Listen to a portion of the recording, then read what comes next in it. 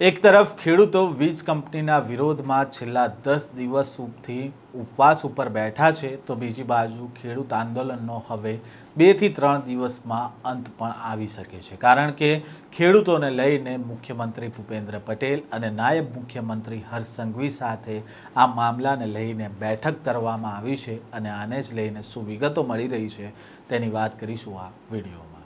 વૈષ્ણવજન તો તેને કહીએ જે પીડ પરાઈ જાનાને રે। નમસ્કાર, નવજીવન ન્યૂઝમાં આપનું સ્વાગત છે। હું છું જયંત દાફડા। મોરબી તાલુકાના જેતપર ગામે ગત 18 તારીખથી ખેડૂતો છે તે ઉપવાસ આંદોલન ઉપર બેઠા છે। ખેડૂતોની મુખ્ય માંગણી છે કે તેમના ખેતરમાં ઊભા કરવામાં આવતા ખાનગી કંપનીના વીજ થાંભલાઓ મામલે તેમને પૂરતું વળતર મળવું જોઈએ। આ ઉપરાંત ઓછામાં ઓછું નુકસાન થાય અને વીજ પોલ ખેતરની વચ્ચે ઊભા કરવાના બદલે સેઢા પાસે ઊભા કરવામાં આવે તેવી તેમની માંગ છે। શનિવારે આ આંદોલનનો 10મો દિવસ હતો અને મોરબીના જેતપુર ગામે ખાનગી કંપનીના જે પોલ નાખવામાં આવી રહ્યા છે તેના સામે ખેડૂતો સતત લડાઈ ચલાવી રહ્યા છે અને આંદોલન હવે 2 થી 3 દિવસમાં આ આંદોલનનો સુખદ અંત આવે તેવા પણ અત્યારે એંધાણ મળી રહ્યા છે, કારણ કે સિદ્ધસર મંદિર ટ્રસ્ટના ટ્રસ્ટીઓએ મુખ્યમંત્રી ભૂપેન્દ્ર પટેલ અને નાયબ મુખ્યમંત્રી હર્ષ સંઘવી સાથે બેઠક કરી છે, જેમાં હકારાત્મક પ્રતિસાદ પણ મળ્યો હોવાનું કહેવાઈ રહ્યું છે।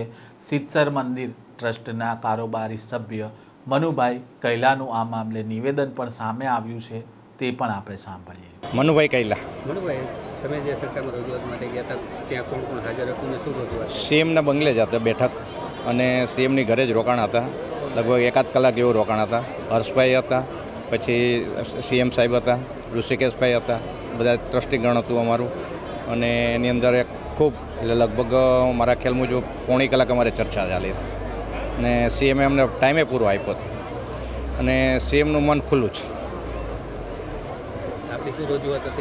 રજૂઆતમાં એવું હતું કે જે અત્યારે આ લાઈન પસાર થાય છે, લાઈન એક વસ્તુ છે એ પોતે આડેધડ ચલાવે છે, તો બને ત્યાં લગી ખેતર બચે એવા પ્રયત્ન કરવાની એક અમારી માગણી હતી કે વચ્ચોવચ્ચ થાંભલો આવે એને બદલે શેડે થાંભલા આવે એવું મહેનત કરવાની હતી।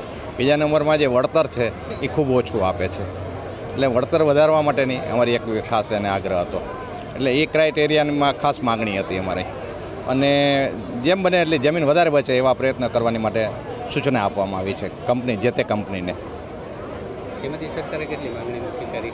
એમાં સરકારે તો છે ને જે તાર જે પસાર થાય છે એની અંદર અમને ન્યાય મળે છે અમારી માગણી મુજબનો, અને જે થાંભલા ઊભા થાય છે એમાંય અમને માગણી મુજબનો ન્યાય મળશે જ, એમાં પ્રોમિસ છે સરકારશ્રીનું અત્યારે। પછી બેઠક થાય ને કાંઈ નવું નીકળે તો અમને કાંઈ ખબર નથી, પણ આશા રાખી છે કે આવું કંઈ હશે અને અમારી માગણી સંતોષ હોય તો જ અમે પાછું ઓકે કરીને આવશું। કેટલા દિવસમાં તમને લાગે નિર્ણય? કદાચ અમને 2 દિવસમાં જ બોલાવશે, શક્ય હોય તો મને એવું લાગે છે અત્યારનું વાતાવરણ જોતાં આવતીકાલે પણ બોલાવે, પણ 2-3 દિવસમાં આનો નિવડો અમારે આવશે એવું ફાઇનલ છે, અત્યારે વાર્તા તેમ ચાલે છે। સિદ્ધસર મંદિર ટ્રસ્ટના કારોબારી સભ્ય મનુભાઈ કૈલાએ જણાવ્યું છે કે ગઈકાલે મુખ્યમંત્રીના નિવાસસ્થાને સિદ્ધસર મંદિર ટ્રસ્ટના ટ્રસ્ટીઓએ મુખ્યમંત્રી ભૂપેન્દ્ર પટેલ અને નાયબ મુખ્યમંત્રી હર્ષ સંઘવી સાથે મુલાકાત કરી હતી। આ બેઠકમાં ખેડૂતોના વળતર, નુકસાન ઘટાડવા અને વીજ પોલના સ્થાન સહિતની માંગણીઓ રજૂ કરવામાં આવી હતી અને મુખ્યમંત્રી અને નાયબ મુખ્યમંત્રી તરફથી આ મામલે હકારાત્મક પ્રતિસાદ પણ મળ્યો છે, જેના કારણે આગામી 2 કે 3 દિવસમાં આ આંદોલનનો સુખદ અંત આવશે તેવી આશા છે। ઉલ્લેખનીય છે કે ખેડૂત આંદોલનને ગામોગામથી અત્યારે સમર્થન મળી રહ્યું છે।